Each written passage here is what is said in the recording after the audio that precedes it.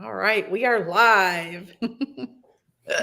Hello. So, to anybody, if you do come on, please comment so we know who's here and we can say hello. And this is another episode of Optimize and Hold the Space for Inspiration. And I want to thank you, Amy. We have one person. I want to thank Amy for coming on, Amy Jae for coming on with me and talk about this next. So, as Amy, as you know, I've been um, retelling my cancer journey. Now Mhm. that I totally know about my awakening. Hi, Marilyn. Hi. Now that I totally know about my awakening, I'm retelling my cancer journey with a different lens. And Mhm. so the next step, I talked about my diagnosis. I talked about my course correction, now knowing that it's a course correction. And now tonight, I want to talk about, and I talked about the lessons that I learned. Hey, Mhm. Mary, the lessons that I learned through the cancer journey. And now tonight, I wanted to talk about the earth angels that I absolutely know. Hey, Sean, were and are earth angels. And Mhm. the reason why I asked you to come on with me is because I know that you have seen many people that were seemed out of place that Mhm. you've been saying are spirits. And then you and I talked about this and said it's possible they weren't just a spirit, they were an earth angel with a message for Mhm. you. Yes. So, Yes. yeah. So that's what I wanted to talk about tonight. I And love it. yeah, hey, Bud Files, how are you tonight? So I'll start off by saying that I know I've talked a little bit about this. Hey, Black Widow, but I don't know that everybody's heard. When I was diagnosed, I read the book. I was given the book "Angels in My Hair" by Lorna Byrne. And it was Lorna Byrne, who's Irish. It was her story of how she spoke to angels and as a child, but never let go of that. And so Mhm. as she grew up, she didn't get conditioned to not see and talk to angels. And it really helped me on my journey to be okay if I didn't make it, let's Mhm. say. But it also really opened my eyes to asking for my angels' help and to trying to recognize when they were around.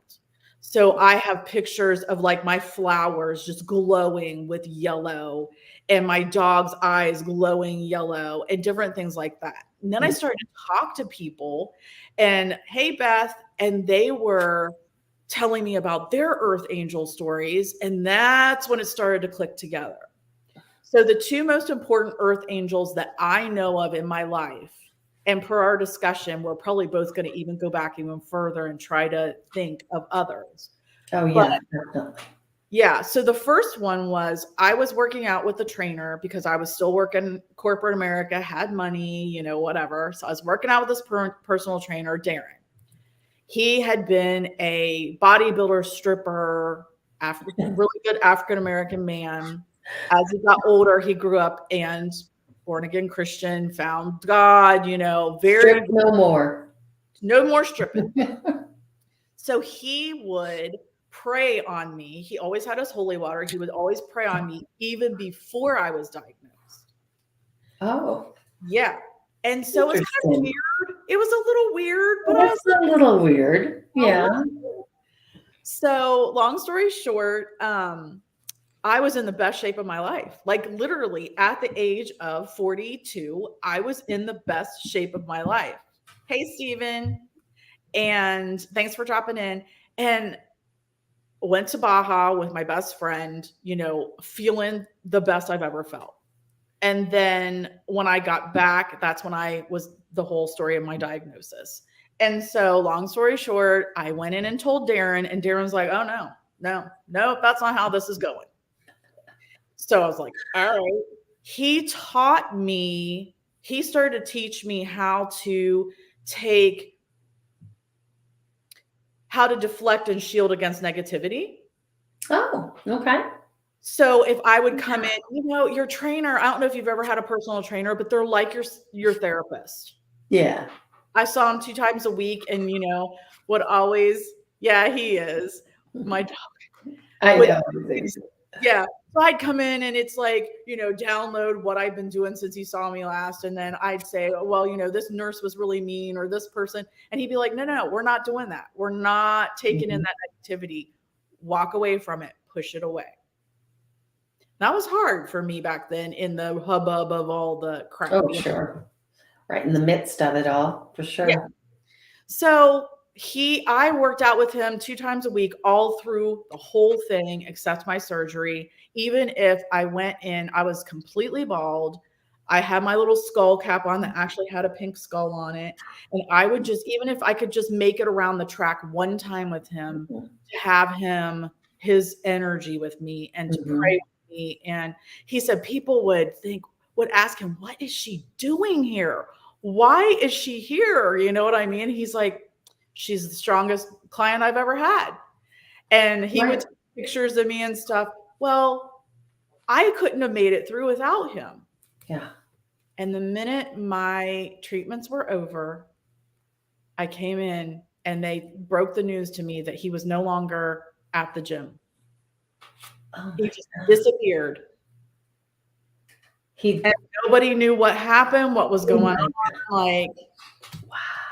I text him, no answers. However, about once a year, every other year, I get a text from him or he messaged me on Facebook just to ask me how I'm doing.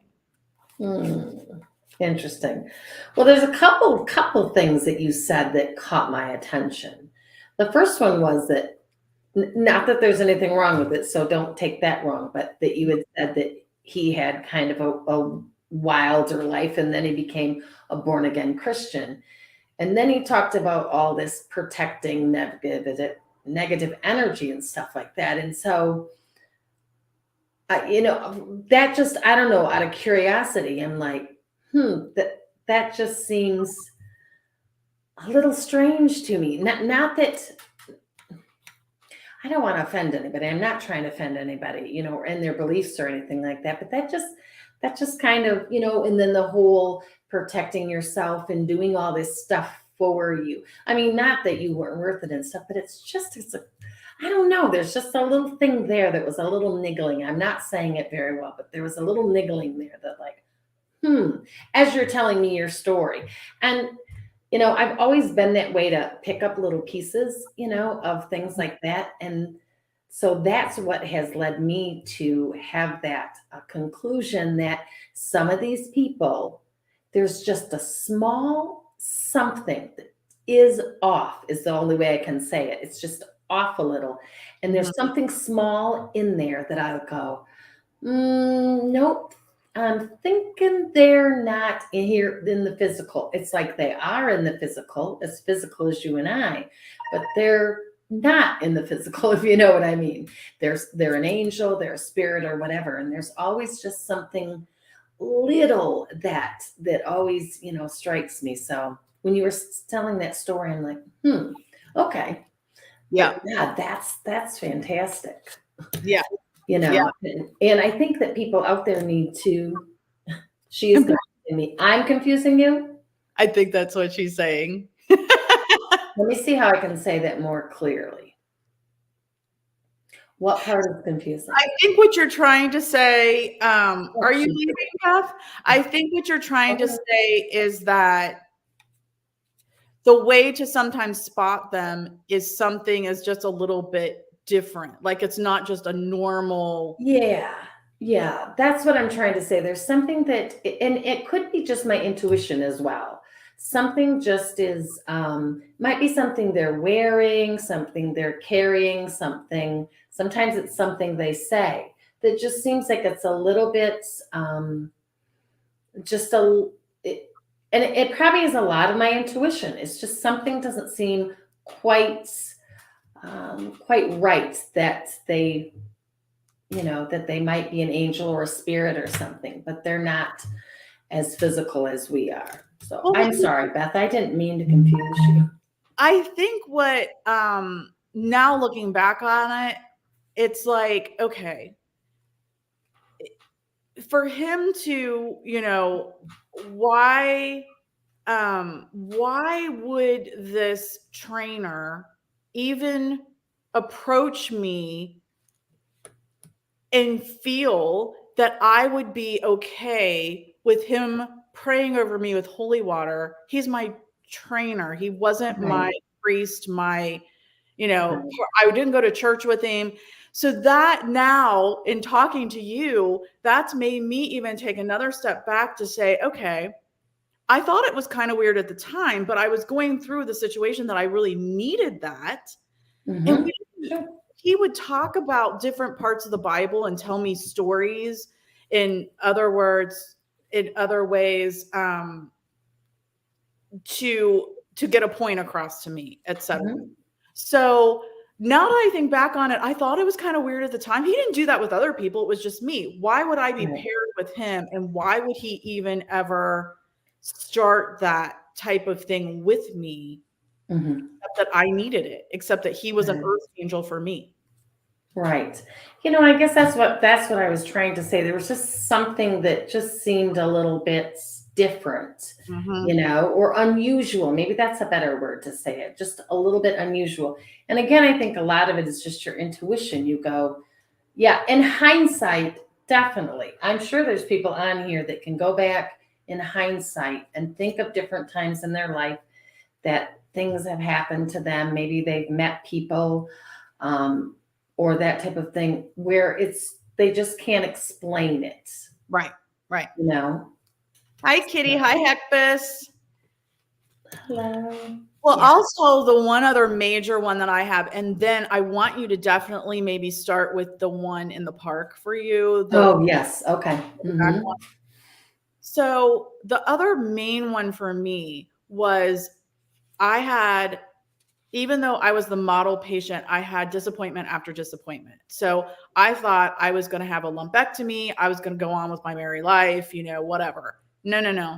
I had to have my mastectomy. So I have a partial mastectomy. Hi, Gail. And so I met this other gal who is not an earth angel, but another gal through a friend of my sister's that happened to see my post, and she was going through it right before me. And so she told me, don't worry, if you don't try to just have a lumpectomy, because if they don't get it all, then you have to go back and do it all over again, blah, blah, blah.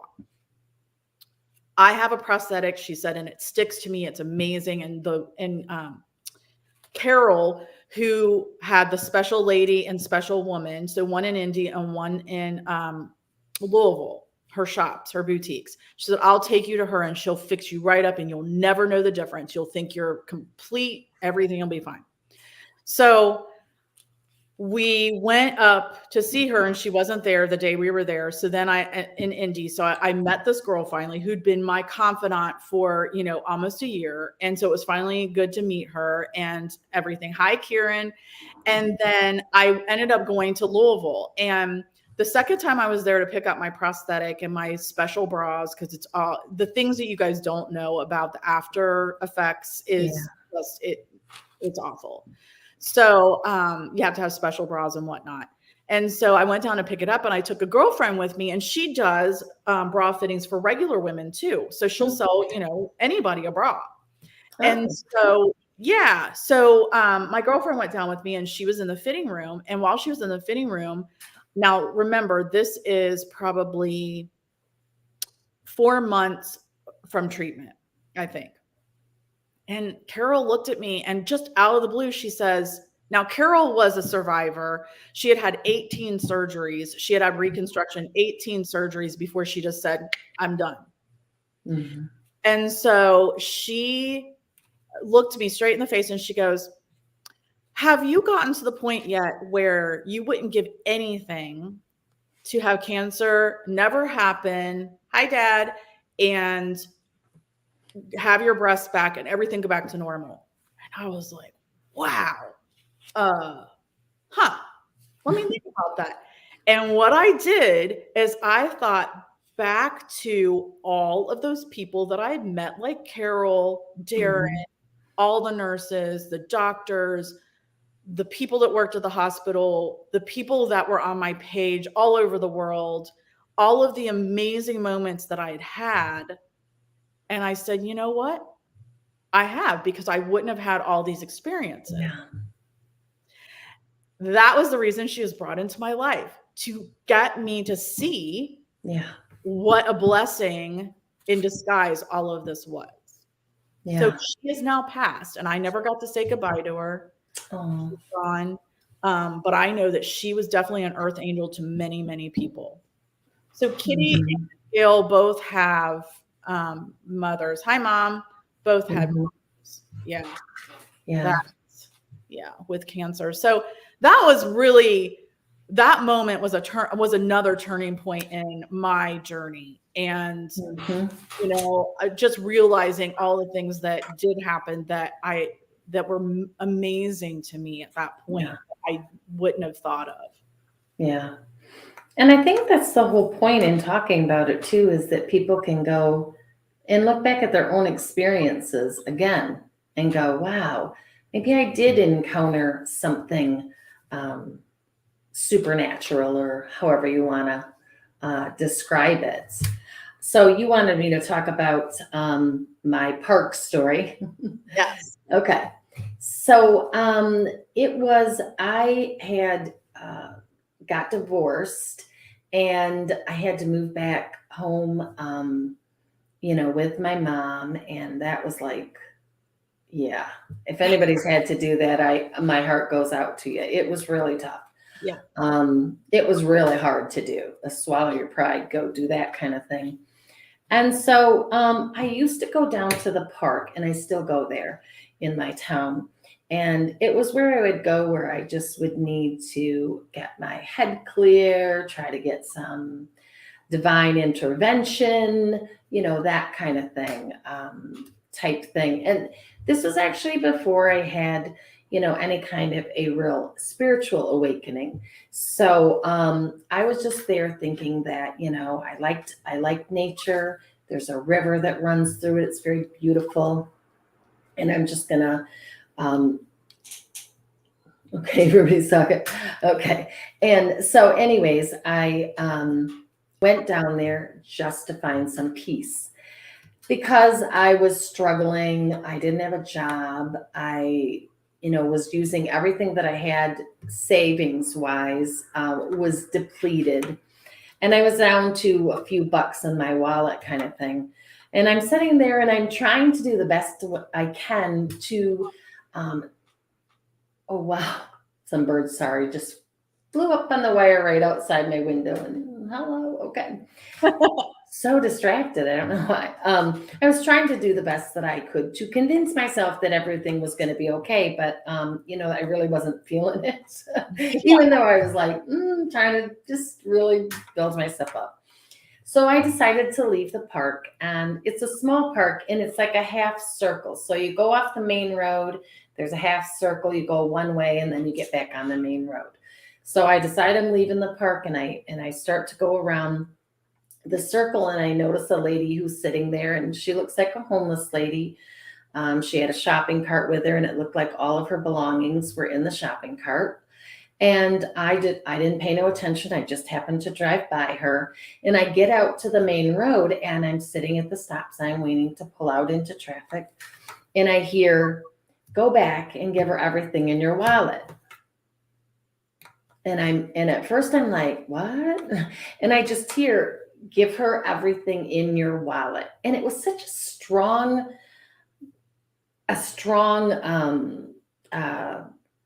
I want to say command, that I didn't even question it. So I got back on the road, turned back into the drive, went up to her. Well, okay. So I'm in that place, where I'm trying to make sure and tell myself everything is going to be okay. But now I know I've got to give everything that's in my wallet to this homeless lady. And I'm telling you, I'm not being very nice about it. I'm not being very grateful, which in hindsight, I'm like, gosh. So I take out, and I had maybe like $5 or $6. I mean, it wasn't much. And I go up to her, and I'm like, I guess I'm supposed to give this to you. And she doesn't really say anything. And I'm like, well, do something good with it. And I'm like, I don't know why. It was very begrudgingly, like she almost had to pull it out of my hands because that's all I had. Yeah. But then I said, okay, I got back in the car and I'm thinking to myself, why did I need to do this? And I get to the same spot where I was told I had to give it to her before I pulled out the stop sign, before I pulled out onto major traffic. And it was just like, you'll never be down to your last few dollars again. And I never have been. And I knew that, that was something that I was being called to do. I was told to do that. And I've never been that destitute or broke again. But in hindsight, like you, I'm like, I don't think that really was a real person there. I don't think that lady was there. I think it was just there needed to be someone there so that I could do what I needed to do. But I don't think that really was. I think that was, I was giving my last few dollars to an angel. Whoops. Yeah. Yeah. And you were, what's wrong? I don't know. Something just popped up on my screen. I don't know what it was. And I feel like, it was your angel teaching you to have faith. Yeah. Teaching you that everything was going to be okay. If you did it, listen to them and did it, everything was going to be good. Right. And you did. So you proved that you believed, even though you didn't know what you were believing at the time. No, it was just one of those things. And sometimes those are those things that happen to you. Sometimes you're just called to do something. You don't know why you're called to do it, and you do it. And then it always comes in hindsight, or a lot of times it comes, if you don't know at the time, it's going to come in hindsight, what that was or what you needed there. And I think that we encounter them so much more than we know. Yeah. And it could even be someone that says a kind word, or you have a conversation with in a grocery store. I was going to say the same thing. Yeah. So, real quick, Gail says that she has a friend whose mom has stage 4 cancer and she chose not to have treatment. Her daughter is asking for prayers. So, of course, Gail, we are all we're really sorry. But you know what? I understand. I don't know how old she is. But and my family's not happy about it, but I don't know that I'll do it again if my cancer were to come back. I understand. It is a decision only the person that has to make it can make. Yes. And I respect that decision. Because it isn't easy. It actually sucks. So, So Gail, we will all pray for her. We're very much going to. Yeah. So sorry. Yeah, for sure. For that. So I'm going to tell a story that my friend told me, and then we'll have one of your more recent ones and try to figure out, if you haven't, what the message was. Maybe. Okay. How about that? Sounds good. So a lady that I worked with, she's older, and I worked with her at the time, and she's very, thanks, Sean, and thank you, Kitty and Mary also. But this lady's a little older than me, and she's very straightforward, and not many people could deal with her, but she and I got along fine because, I don't judge stuff like that. I can get along, whatever. And I really got to know her. And she said that I was kind of talking to her about this, and she said that she was volunteering for like one of the, I don't know if you would, like a free store food bank or something. And they were giving out turkey dinners and at Thanksgiving. And so this person couldn't come. And I guess maybe they had a list of people that they would take them to, but it wasn't cooked. So it was just like, here's the dinner fixings, the turkey and whatnot. So she actually had to go to Over the Rhine in Cincinnati. And at the time, Over the Rhine's been good and bad. And at the time it was like, if you were Caucasian, you didn't go to Over the Rhine, especially by yourself as a woman. Yeah. She's not scared, doesn't care. She goes to Over the Rhine. So she wasn't good about directions and stuff. And this was back before, you really had a cell phone that told you everything. So she just parked her car, and she's walking around with this turkey dinner. Hey, Jared, walking around with this turkey dinner package looking for this apartment. And this black lady yells down from a top floor, "Woman, what are you doing in this neighborhood? Get in your car. Get out of here. What is wrong with you?" She's like, "I'm good. I'm good." So she's like, "I'm looking for, whatever." So she finally finds it. Gail, she finally finds it, and she goes upstairs, and the poor lady, and she's got her kids. And this is, the evening of Thanksgiving. And the lady's like, "I don't have a stove. How am I going to cook them?" And I forget what they decided, but somehow Deborah fixed it. She was going to somehow she figured it out how to do it. She was there for hours. So by the time she leaves, it's pitch black outside. It's really not safe for her to be in that neighborhood. So she said, as she left, the lady was like, "You really, I should have my, we should go with." No, I'm fine. I'm fine. So she got turned around and couldn't figure out where her car was. And as she went out to the main street, she said these two burly black guys came up, one on each side of her, and they didn't touch her. They didn't say a word to her. And they just walked, they like guided her and walked with her to her car. And as she got in her car, they just kept walking. They never said a word to her because they were earth angels making sure she got to okay. Yeah. No, I totally get that. And sometimes that is what happens. We get them when we need them, and it's not even a matter of knowing that we need them. They just kind of, show up like that. I had that experience, not that exact experience, but that similar one when I was in high school. My friend and I decided we were going to just go drive around in her car, and she is the world's worst driver, and she still is.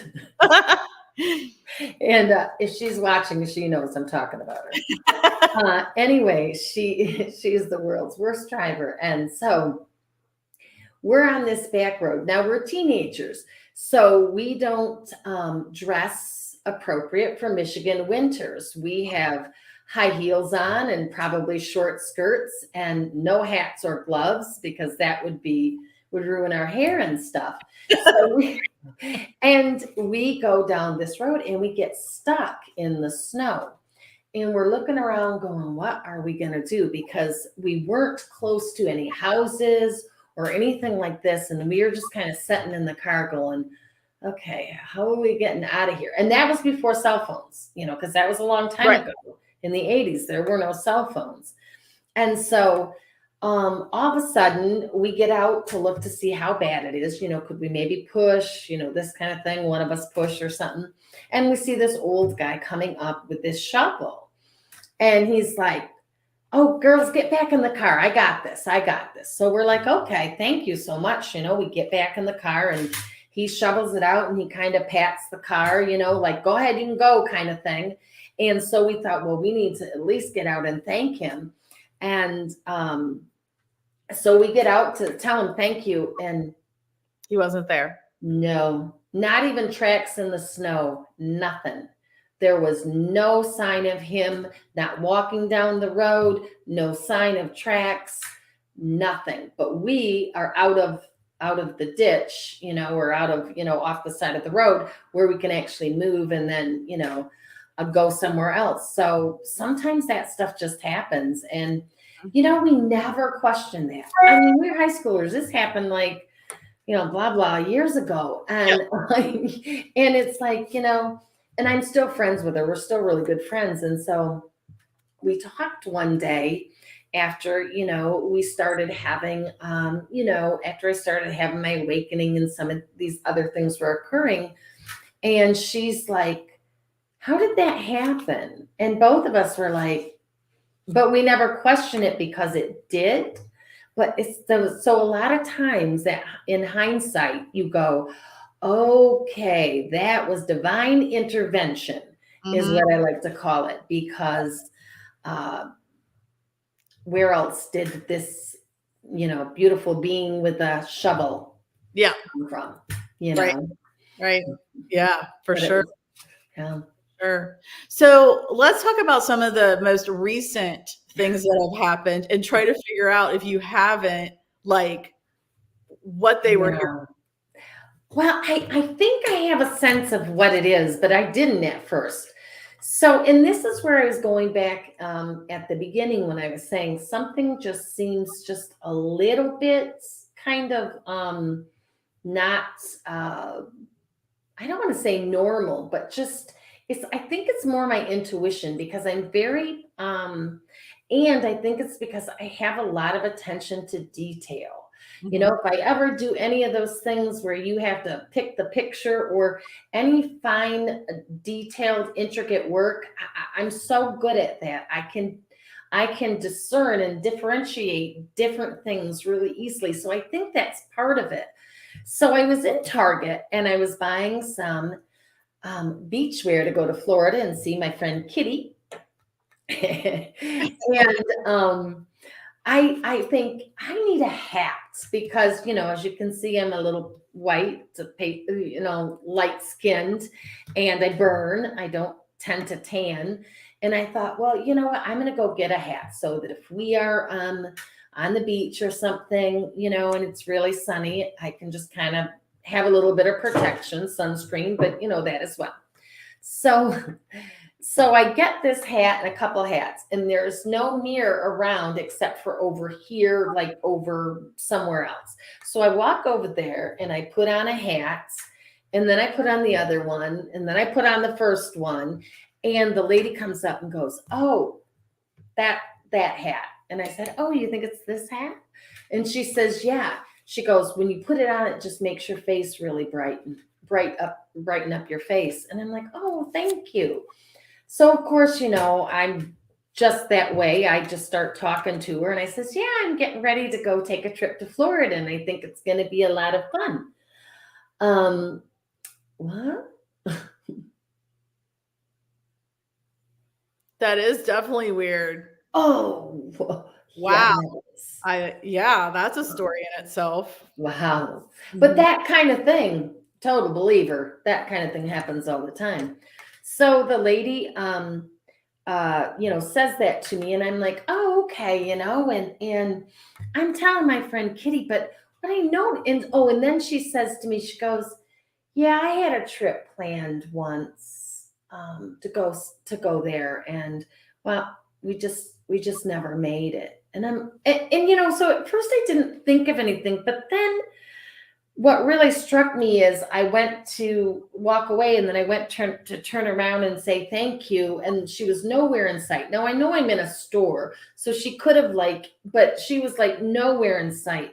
And then in hindsight, I got to thinking about it and I thought, it's like, it's like hot out. And this lady had like a scarf on and like a jacket and just there was just little things that were out of place. Mhm. you know she wasn't wearing clothing for the season kind of thing. Right. And so I'm Right. looking like, yeah, why would that lady, so it's those kind of things that I notice, like why does that lady have on a scarf? And then in talking to my friend Kitty, she's like, "Well, didn't you notice it when she disappeared and then said, I had a trip planned once, but I never made it?" I'm like, "No, I didn't think that." That could be a normal conversation. But then that was the beginning. But then lots of little things kept coming up after that. And I think the final one that I had not too long ago, I think this is why um, that they were doing that, is I think that Spirit was showing me that it was giving me bits and pieces of something that was to come. And because I feel like if they were to both to give you something, right here, right now, that's really, phenomenal or something, it could be overwhelming, kind of thing. And maybe that's just me. And so they know to go slow and to give me pieces to the puzzle. And so I had a few more instances like that where that I was with my daughter one time, and it was a guy with a backpack, and I'm like, oh, why I noticed him the first time, I don't know. I'm like, oh, there's a guy walking with a backpack. So what? There's a million people, you know. And then I noticed we're on a different road. We're in a car, he's walking. There's the guy with a backpack. And I kind of thought, shit, man, that guy walks fast. Because he was like in a quite far. And then we go all the way out and we're taking like this tour of something. We come back. I mean, miles from the last time I saw the guy. There's the guy again. I'm like, there's that guy with the backpack. And I remember asking my daughter, did you see that guy with the backpack? But she's like, what, that guy with the backpack? Yeah, what about him? And I'm like, how did he get there? We've been driving in a car and he's in the same spot that we're in 3 different times. Yeah. That's not normal. Yeah. I mean, that's just not, I mean, unless he's got a time machine or something. I don't know how he's there at the same time we are. So that's what I noticed what started happening, that I would intersect with them and there's no way physically possible that they could be in the same place as I'm driving a car and they're walking. So there was those kinds of signs that started coming up. Ooh, yes, spirit's talking right now. So yeah, I think sometimes we get these little pieces of information because something, yeah, I know, there goes my ear, that things are coming in for you. And I think what came in the last one, and I don't know if you want me to tell the story because it's like it's just so, sometimes it's so random. And that's how you don't really know. I'm going to tell you the story because this will show you how random these little pieces of information can be. So I'm setting in the drive-through because my husband likes rallies, which is checkers, rallies, checkers kind of thing. Mm-hmm. And I'm sitting there waiting and I see this little thing that says Checkers 2020. This was only a few months ago. And I'm like, Checkers 2020. Why I notice it, I don't know. But before I turned in to go into rallies, I see this lady with a checkered backpack. Still, I don't think anything of it the first thing. See this lady with a checkered backpack. Sitting in the driveway, I see Checkers 2020. Still, doesn't ring a bell. Then as I'm driving home, I'm going through campus and I see the girl with the checkered backpack. And again, it was one of those things like, you physically couldn't have got here that fast. I'm driving a car. You're right. Walking. So I finally asked Spirit at that time. I'm like, okay, she's got a checkered backpack. I see the word checkers. I'm just like, okay, what is going on in 2020? And all of a sudden I said, all right, Spirit, what is this? And out of like nowhere, I get this big booming blast of energy that kind of hits me. And it says, I didn't want to die. And I'm like, okay. And so interacting with her, it was like she needed help crossing over. And so I think that all these little pieces of these people that I was seeing that were here in the physical, but really weren't in the physical, were ones that were here. They hadn't crossed over yet, I guess is what I'm saying. They were more in that holding place, that resting place where they hadn't crossed over yet. And one of the things that in having those encounters is a lot of them, it's about forgiveness. Yeah. They don't think that they will be forgiven or that they can be forgiven, because what she went on to say after that was, and because I'm a medium, so I can connect with that. What she went on to say after that was that she caused so much pain and that no one would forgive her because of that. Mm-hmm. And like, and so in the course of talking to her, you know, I helped her cross over. So I think that's what those, so I was getting those little messages and little pieces until I kind of got that final piece.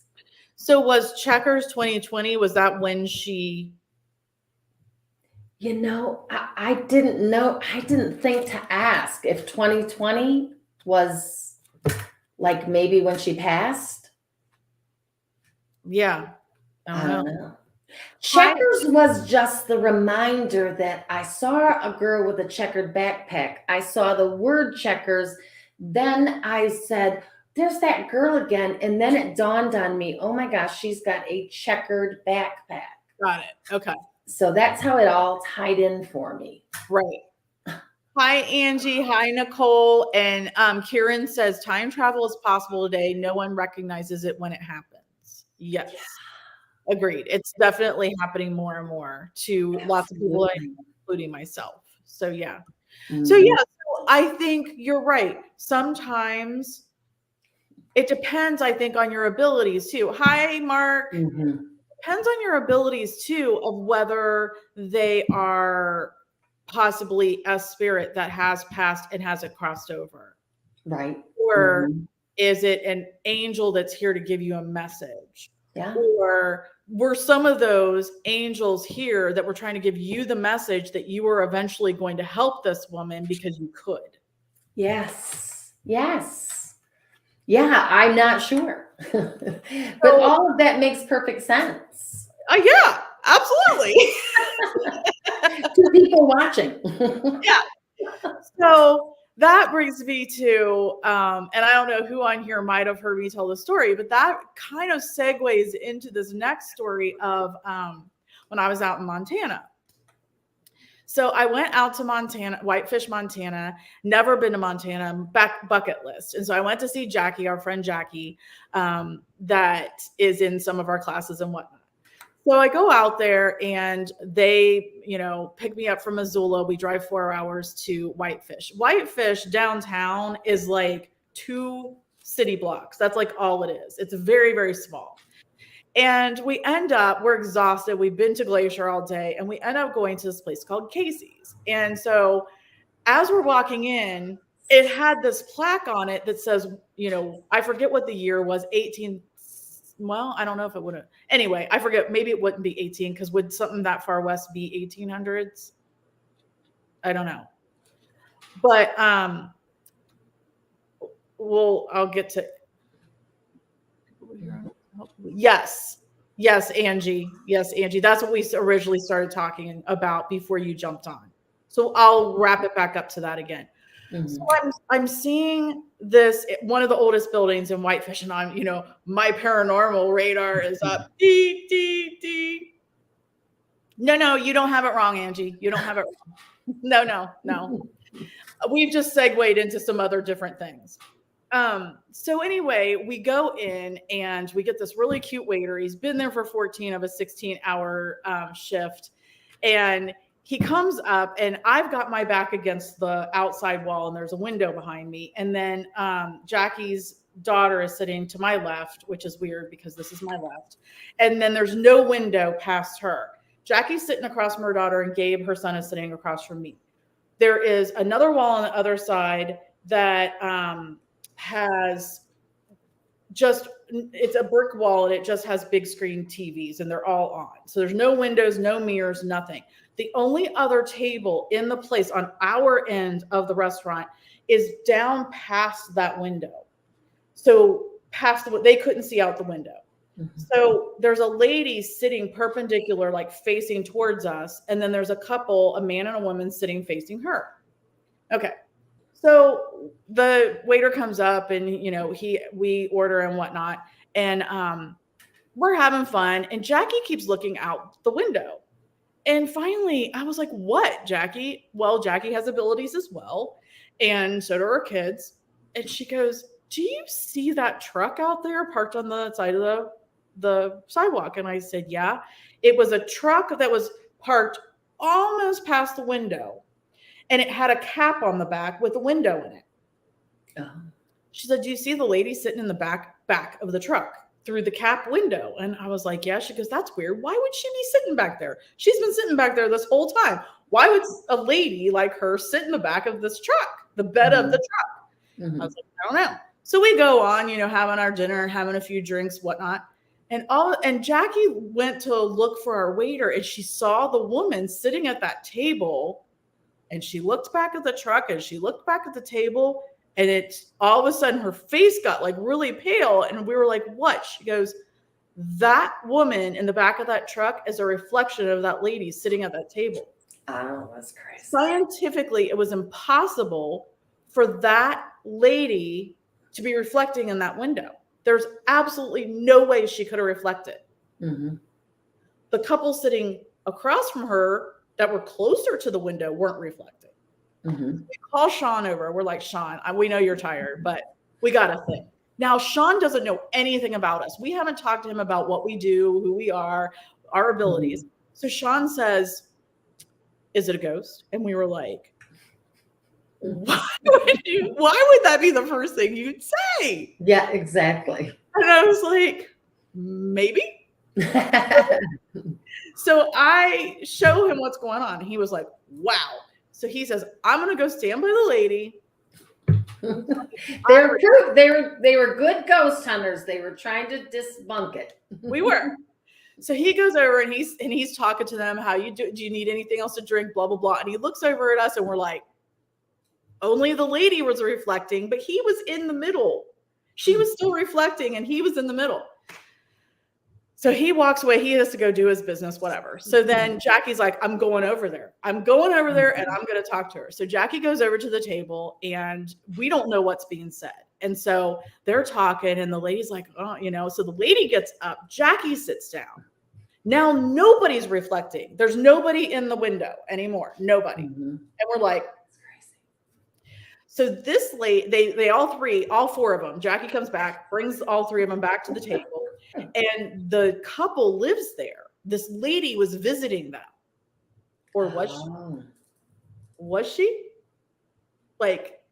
So we tell her, and she sees the truck and whatever, and they kind of laugh and they leave, tell us to have a good time, whatever. So after they leave, lost for words. So after they leave, Jackie tells us that as soon as she walked up the table and said, I have something really, really weird I need to tell you. And the lady looked at her and says, am I dead? Oh my God. That's nuts. Why? What? I mean, that's not if someone comes up and say, hey, I got something to tell you, that's usually not your first response. And then the truck was gone. They weren't in the truck. That wasn't their truck. But that wasn't their truck. Okay. So then we start this whole conversation. Was she an earth angel? Was she someone that passed that didn't know it? Was she someone that was gonna pass and didn't know it? Were we seeing into the future timeline? Yeah. What? Like she was a real person, but somehow. Yeah. So Angie, to go back to what you said, you did jump on. We were talking about people in our lives that we have encountered that we feel were walking on earth with us, that were actually angels here to help us with something. Yeah. Then we got on some other spirit type talk. Then it segued into other people. Are you hearing a feedback? No, I'm not hearing it. I'm hearing it. I'll have these ready in case. Okay. So then we segued into other earthly beings that seem to be here on earth that maybe weren't. That might have been somebody that needed to pass, or might have been somebody just giving a message to Amy that was going to need to help this girl cross over. So I don't know. I have a story that my dad told me, and he's my dad, so I have to believe him.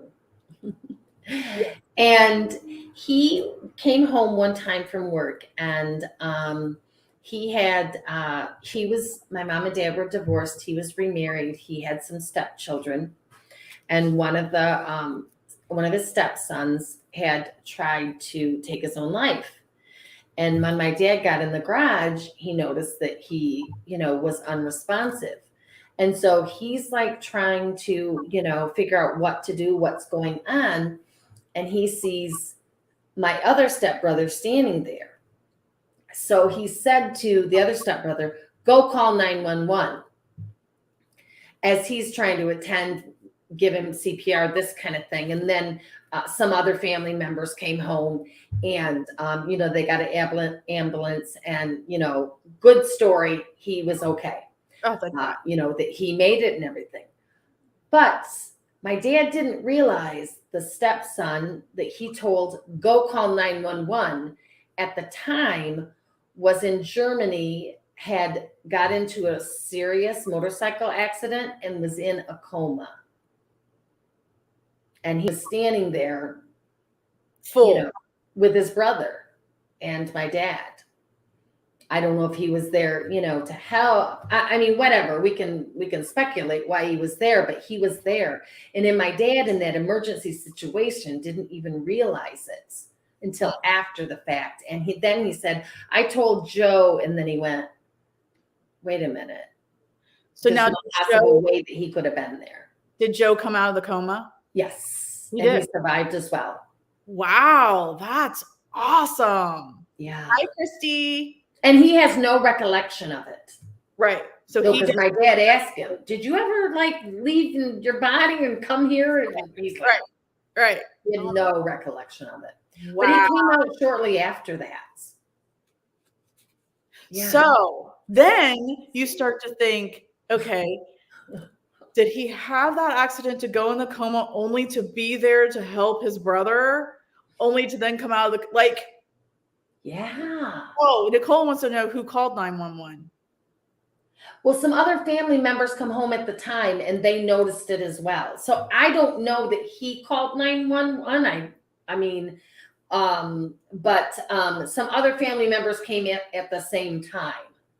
But he specifically saw him standing there and told him that direction as he was trying to, So I believe it was probably other family members, but is that?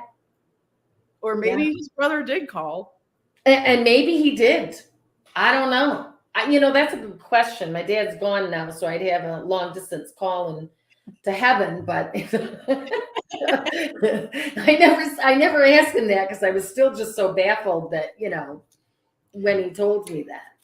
So after I started my treatments, I was mowing the grass, and I love to mow my grass, and I got a big riding mower, and my grandfather and my mom's dad and I were very, very close when he was here, and very, very close. And he passed many years ago. Never knew anything about my cancer. He wasn't here for anything. He was gone way before my cancer. And, I always think of him, And I know that when he was alive, he used to come down to the house and he'd be nosy and stuff. And he had a key to our house and he'd come in and move stuff. And we'd always know Grandpa was here today, So after he passed away, he used to do that kind of stuff. And then he, I hope I don't start crying. He died from leukemia and he was gone in a week. And, my birthday's on Halloween, and he woke up that morning. He hadn't eaten in a few days, or he wasn't coherent, whatnot. And he woke up that morning and said, my birthday was on a Saturday. And he said, what day is it, to the nurse? And the nurse said, it's Saturday. He goes, no, what day is it? And she said, it's October 31st. And he said, it's my granddaughter's birthday. And he ate. Mm-hmm. And when I got there, he talked to me and we had a really nice conversation. And he passed away the next day. Yeah. He was not going to pass away on my birthday. Yeah. Yeah. So he passed away. Absolutely. Okay. Mm-hmm. And my grandfather had award-winning roses. He had an award-winning rose garden, and they were all different colors. And he learned how to graft them. And so he asked me, before he passed, he said, what color rose would you want if I was to graft one for you? And I have no idea. My color is purple. He had lavender roses. Why I said Tropicana peach, I don't know. But I said Tropicana peach. So he gave me one, and I planted it, and that sucker bloomed yellow. I was like, what?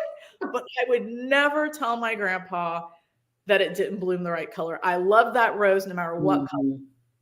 Thank you, lost for words. And so On November 1st in Indiana, when roses should not be blooming, especially many years ago, Yeah. actually get when it would actually get, what did she say? Button onions. Well, when it would actually get cold here and the roses should be dormant, Mhm. I'll be damned if that rose didn't bloom Mm. Tropicana peach. Oh, whoa. Tropicana peach. Oh my gosh. I have pictures. So every Wow. year that rose on November 1st blooms Tropicana peach. You So know, I mean, I just love spirit because I just think that we think limited, yeah, and anything's possible. You know, I mean, I just love how um, those angels are sent to us in healing, in times of healing. I do think that we can choose our passing time, and I think your grandfather is a perfect example of that. He had a reason he was not going to go, and he chose that time. um you know, it bloomed the wrong color. He's like, no, she wants Tropicana peach, it's going to be that color. I just think that we are the ones that limit the possibilities of things that spirit can do for us. I I'm sorry. well, I have a little bit more to the story though. Oh, I'm sorry. Though it's okay. That is awesome, Angie. Wow. Yeah. So I was mowing the grass, and this is, I don't know how many years later, I'm mowing the grass, and my house was built into it. Absolutely, she was, Angie. I have this big, long back porch across the back of my addition, and I'm trucking along. I'm on chemo. I'm in the clouds. I'm mowing my grass. And all of a sudden, as I came around the side of the house, I looked on the back porch and Grandpa was standing on my back porch in the flesh, standing on my back porch. And I went, oh, Grandpa came to visit me. I'll get him on the next round. Mm-hmm. And then I got up a little further and I looked back. I'm like, Grandpa's dead. Yeah. And of course, he wasn't there anymore. Right. And then I ran through the blue spruce tree. The mower, I didn't realize that the mower came out, totally shut the mower off. I thought I broke it. I called my dad crying. I was like, Dad, I broke my mower. Grandpa was on the back porch. He's like, what are you talking about? And I was like, well, all it happened was when I ran through the blue spruce tree, like the thing, it shut the key, everything. It was like the mower shut off. I all went hey, probably to keep Grandpa was probably keeping me from, killing myself on the lawn. Yeah, probably. So then that was probably, I don't know, let's say August, September. In December, right before I was having my mastectomy, we had a holiday party for work, and we were going to this place in this bar in Northern Kentucky, and they had a mechanical bull. And anybody that knows me knows I loved to ride mechanical bulls, and I rode horses my whole life. I would ride barrels, pole bending, I love that stuff. And you can't get me off a mechanical bull. I don't care what you do. So they were like, you can't ride the mechanical bull. We don't want you to get hurt. And I said, oh, I'm riding that bull. Well, they paid the guy to only go this fast. Oh. Here I am on the bull going, this is funny, guys. Thanks. Mm-hmm. So anyway, I was leaving there and I was going to meet my parents in my little town at another party. And they were worried about me. Again, I just killed myself with chemo. I'm just coming out of it and whatnot. And so I called them and I said, I'm on my way home. And I was driving on Fort Washington Way in downtown Cincinnati to get onto 75 North. And it's really dark through there and there's cars everywhere. And I looked in my rear view mirror and Grandpa was sitting in my back seat. And I was like, and then I looked back and I was like, I smiled. I was like, Grandpa's with me. He's going to the party. And then I looked back in the rear view mirror and he was gone, of course, because he. Yeah. Well, exactly. And I think they're always with us. They're always with us, and they're always sending signs, and they're always, and what, Gail just said too, exactly. You Yeah. know, you can hear them, you can feel them. You just have to be open to that. But So they're that brings me up another thing, Amy. What do you think about this? okay. So our loved ones can appear to us, Hmm. but they can't really come back here and like walk with us as earth angels do. So, what if sometimes the earth angel that's able to be here in form and live like a normal human that has to be here with you is actually one of our loved ones, but in a different body? Ooh, yeah, yeah, Mm. yeah. I guess I hadn't really thought of that. But are they the earth angels? You know, here's what I'm thinking about that. Do they, like your trainer, do they stay with you only for the purposes of what they intended, and then they go wherever? Right. So I see what you're saying. Could it be your loved one just coming in temporarily like that?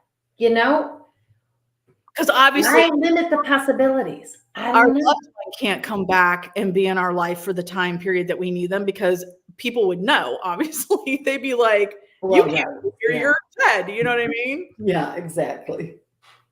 And she says spirits in her house let her know when they want to communicate. Yeah, that's funny. Well, I had an interesting story that of an ancestor that I had never met because my mother's family all died in a fire when she was 2 years old, and she was the only survivor. So I never met my grandma and grandpa, and she had a sister, which would have been an aunt. I never met them. Well, when I had to go in and have my gallbladder out, and it was like an emergency situation, it was in 2020. I couldn't have anyone there. I was all on my own. And there's just a whole slew of things that led up to it. But basically, what had happened is that when my gallbladder stopped working, it got gangrene. And I mean, it just went really quickly. They say once it kind of gets blocked, it can do that. Anyway, so the guy, there's so much to the story, but I'm just going to give you the little piece of it. So they're like, well, we can give you some medicine and send you home, or you can have it, taken out. And I'm like, oh no, I am not going home. This has got to get out of me now, because I just felt so horrible. And so I go in and they check me in and they're like, well, the doctor got, he's running behind, da da da da. It's not going to be till he won't be able to do it tonight till about 11 o'clock, or we could do it tomorrow morning. I said, hey, I'm in the hospital. I don't care. Do it at 11 o'clock. I just want this out of me.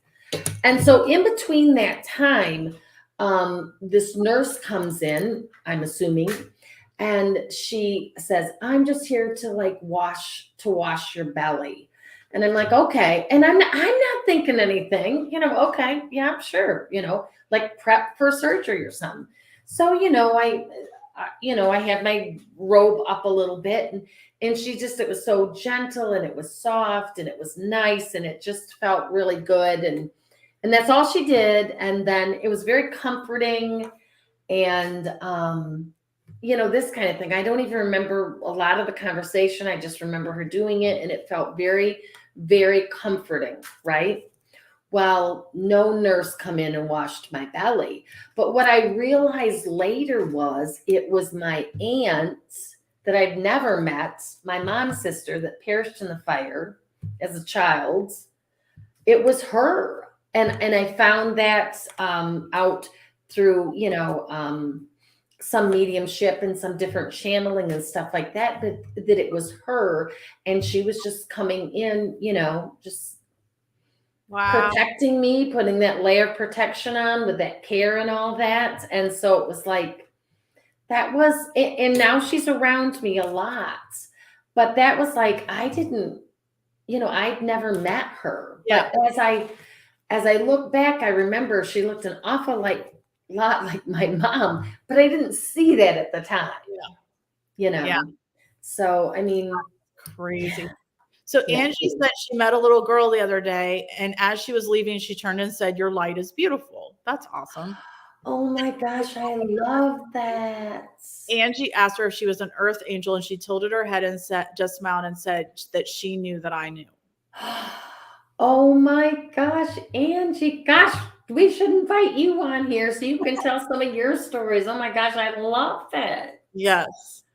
So that's awesome. And Sean gets, yeah, I think we all tend to, if we pay attention to our dreams, for sure. Yeah.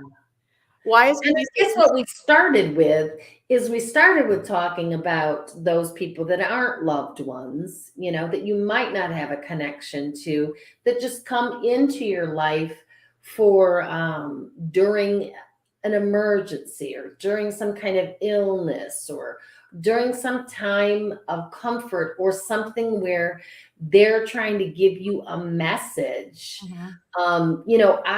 I wasn't getting the message in the park that I was going to be okay until what happened happened. Yeah. So I think that that those there's a lot of different spirits that can come through, but sometimes those earth angels come, just like for Stephanie, for that specific purpose to guide her through her healing, and then their job was done.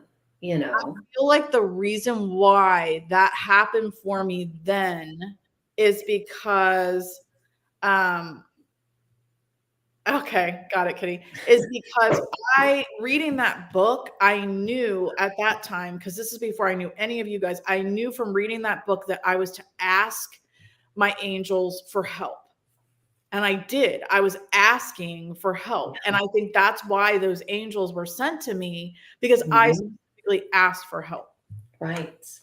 Well, I think that's true with any kind of guide or anything like that. They're waiting for you to invite them. They're waiting for you to ask them to come in. And I think that's right. But look at how beautiful that was. You got led into reading that book because you needed to ask. Right. And you needed that part of your story to happen so the rest could unfold. And I think that's beautiful. Not that it wouldn't have unfolded if you didn't specifically ask, but that I think was part of the whole picture, Right. that they wanted you to bring that to your awareness so they could unfold the whole beautiful story, which is amazing. Right.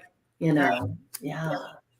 And I think, to your point before, and was it Angie that said she works at a grocery store as a cashier? Right before you said that, I started thinking, that person in the line in the grocery that just, that just says something kind to you or something that you needed that day. Yeah. Did they really exist? Or was it just that fleeting moment they were sent to you to Mm-hmm. to do that?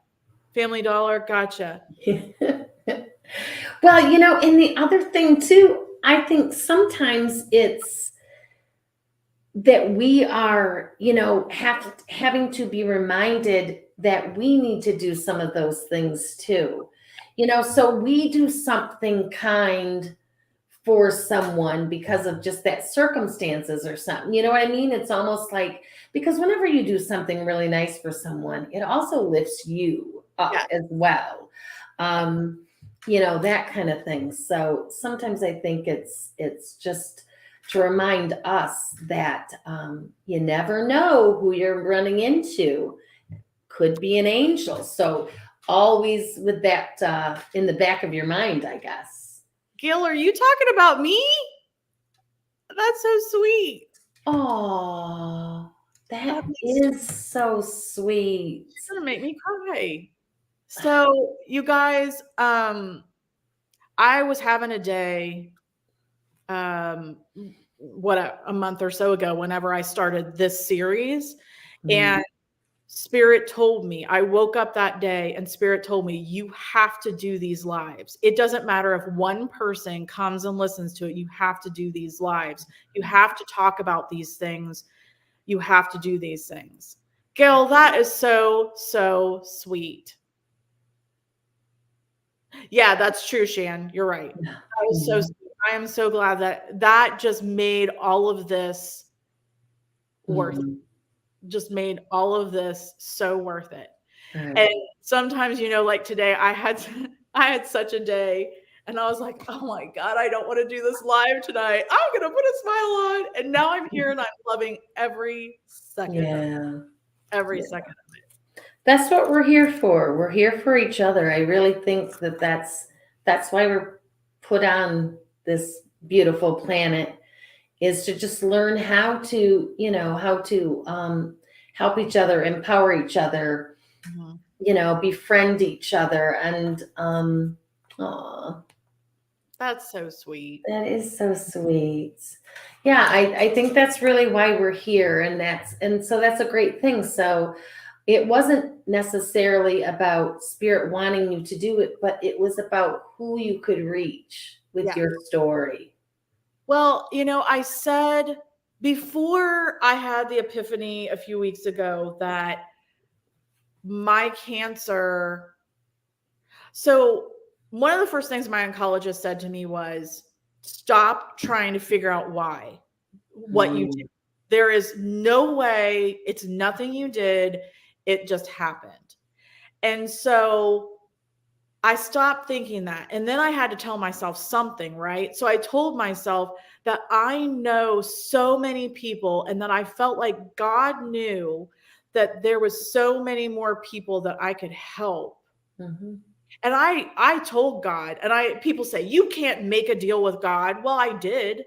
You co-create with God. Make it say that, I said to him, I said, I vow to you that if you let me live, I will spend the rest of my life not making money, but inspiring others and helping others. And that's exactly what I've done.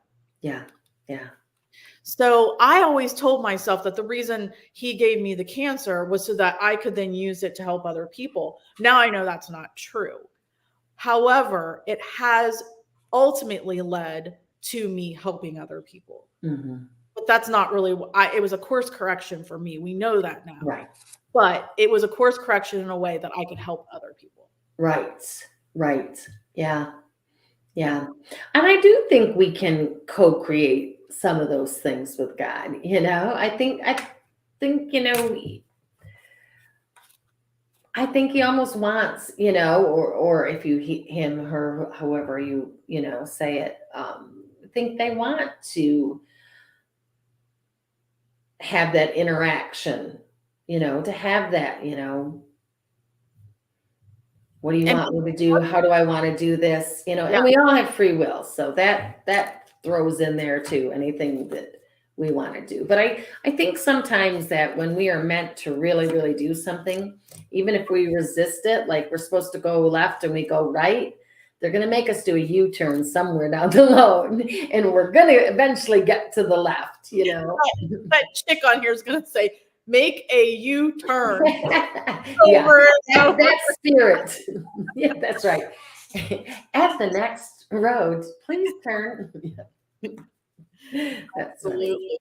Exactly. Well, I guess what I would say is we've been on here a little over an hour. I'm so grateful for all of you that are on here with us. This has been amazing again.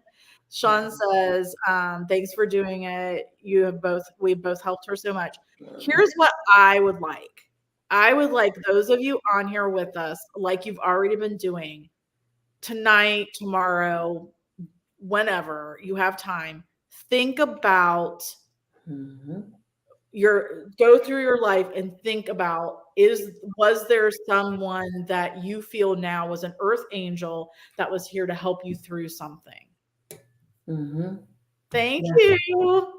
Working and eating dinner. I think that's a great idea, Stephanie. And then don't just think about it, but share it.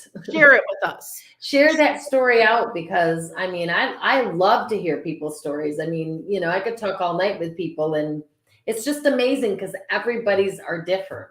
Like the little girl in the grocery store, and you're like, and good for you to ask her, are you an angel? Because I don't do that all the time. And it's a good habit to get into, are you an angel? Are you real?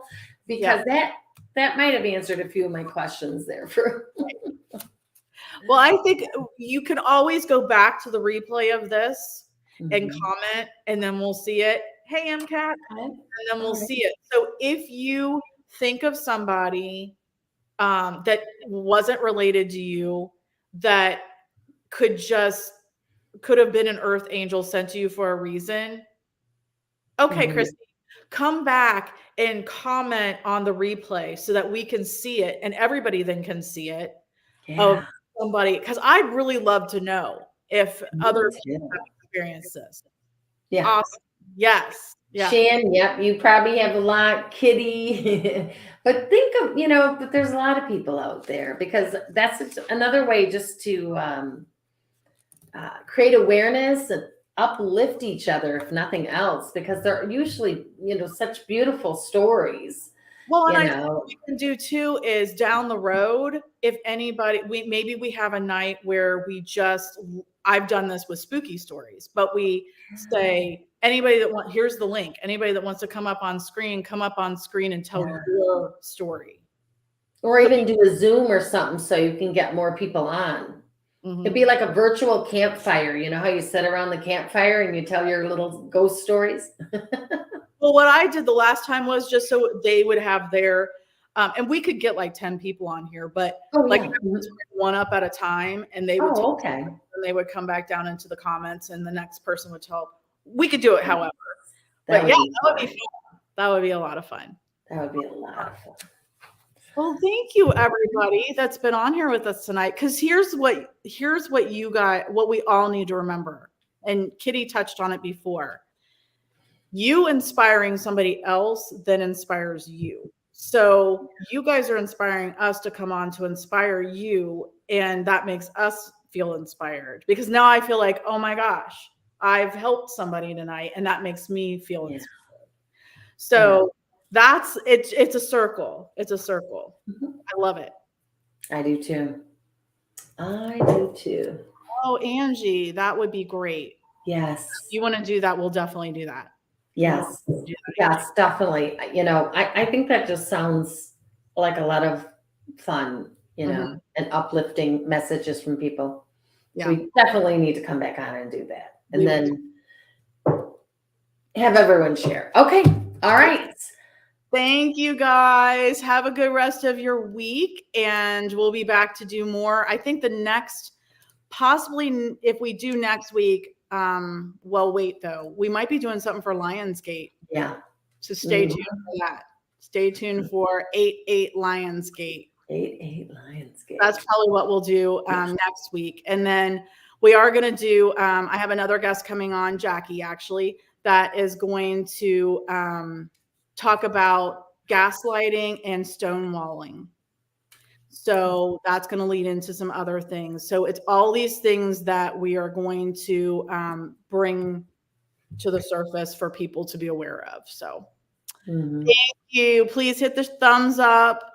And if you came on my channel and you want to subscribe to Amy's channel, she is the Intentional Intuitive.